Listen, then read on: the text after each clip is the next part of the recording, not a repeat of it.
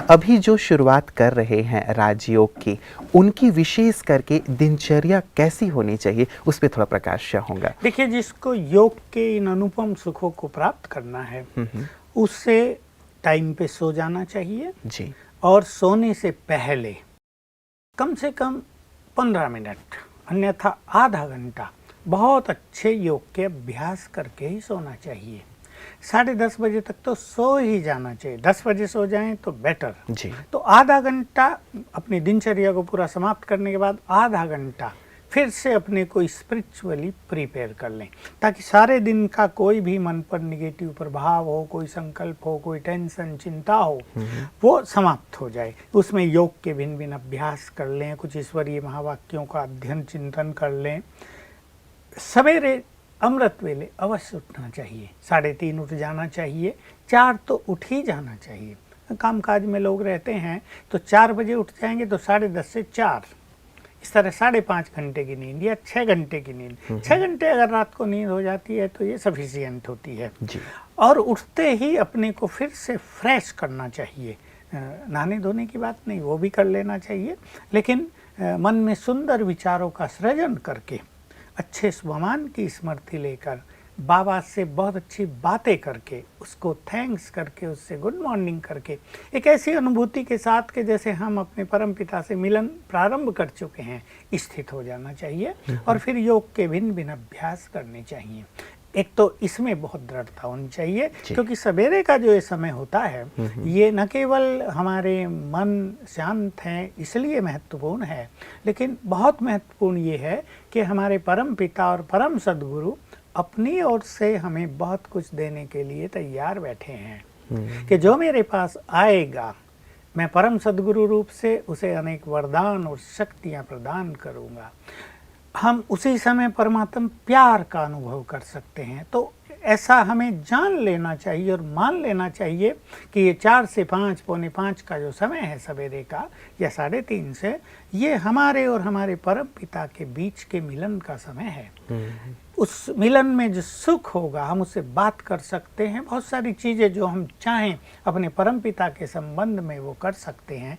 इसका रस लेना चाहिए और अपने मन को ऐसे सुंदर संकल्प दे देने चाहिए जिससे सारा दिन उन पर चलता रहे जी। उसके बाद जैसे 5 बजे से और 6:30, कहीं पौने 7, कहीं 7 ईश्वरीय महावाक्य हमारे आश्रम में सुनाए जाते हैं, उनके लिए अवश्य जाना चाहिए तैयार होकर। बीच में अगर मान लो किसी को सारे दिन में बहुत काम करना और आधा घंटा वो रेस्ट चाहता है, रेस्ट भी उसे कर लेना चाहिए ताकि ब्रेन उसका फ्रेश रहे, फिर ईश्वरीय महावाक्य सुने बहुत अच्छी तरह से। मेरे को अपने जीवन का बहुत बड़ा रस प्राप्त हुआ है ईश्वरीय महावाक्य सुनने से, जिसको हम मुरली कहते हैं, ज्ञान की मुरली। जैसे मुरली की धुन मनुष्य को मग्न कर देती है, हर एक को पसंद आती है, वैसे ही ये ज्ञान मुरली भी हमें अतीन्द्रिय सुख प्रदान करती है। तो लंबा काल मैंने इस मुरली का सुख लिया है। वास्तव में मुरली से मुझे रोज ऐसा आभास होता है कि हमारे और परमात्मा के बीच में सच्ची बातचीत होती है, जिसे हम रू रिहान कहते हैं, चिट चैट कहते हैं। बहुत अच्छी मुलाकात होती है और बहुत योग युक्त होकर बहुत अच्छी स्थिति में मैं उस ज्ञान अमृत का पान करता हूँ। तो ये 1 घंटा रोज मेरे लिए जीवन का एक यादगार समय होता है। मैं इसलिए सबको कहता हूँ कि ये समय भी सब बहुत सुंदर स्थिति में बिताएं। तो 4 से 8 तक का जो समय, 4 घंटे बहुत लंबा समय होता है। आत्मा को हम बिल्कुल चार्ज कर दें, प्योरीफाई कर दें, सुंदर विचारों से भरपूर कर दें। फिर जब कार्य पर जाएं, हमारे यहाँ इस ईश्वरीय विश्वविद्यालय में तो हर घंटे और 2-2, 2.5 घंटे के बाद भी गीत बजाए जाते हैं, जिनको हमने नाम दिया हुआ है ट्रैफिक कंट्रोल के गीत। यानी मन की ट्रैफिक को हम तुरंत बंद करें और अच्छी स्थितियों में स्थित हो जाएं। तो वो भी कर लेना चाहिए। कामकाज में भी हैं, आजकल तो लोगों ने अपनी फ़ोन्स में भर लिए हैं, सेल फ़ोन में गीत बजता है 1 मिनट का। अगर ऐसा मौका नहीं है तो ज़रा सा सिग्नल आता है और 1 मिनट के लिए भी अच्छा अभ्यास कर लेते हैं। शाम को फिर जिन्हें समय मिले वो आधा घंटा, पौना घंटा, 1 घंटा योग अभ्यास करें और सोने से पहले फिर ईश्वरीय महावाक्यों का अध्ययन करके, जैसा मैंने कहा, योग अभ्यास करके, अच्छी तरह योग अभ्यास करके सोएं तो जैसी रात को स्थिति होगी वैसी उठते ही हो जाएगी।